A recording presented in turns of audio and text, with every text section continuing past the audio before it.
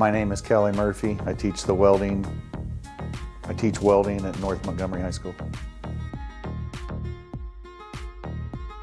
I've been welding for about 20 years now. I've been here at North Montgomery going on my 4th school year. They'll come in, get changed, get their welding and safety gear on. We'll go over some instruction, recap on the things that we've learned from the previous day, anything, any new lesson plans moving forward, and then they'll go into the laboratory and begin welding for the day. Our capstone program is where we partner with welding businesses in the community.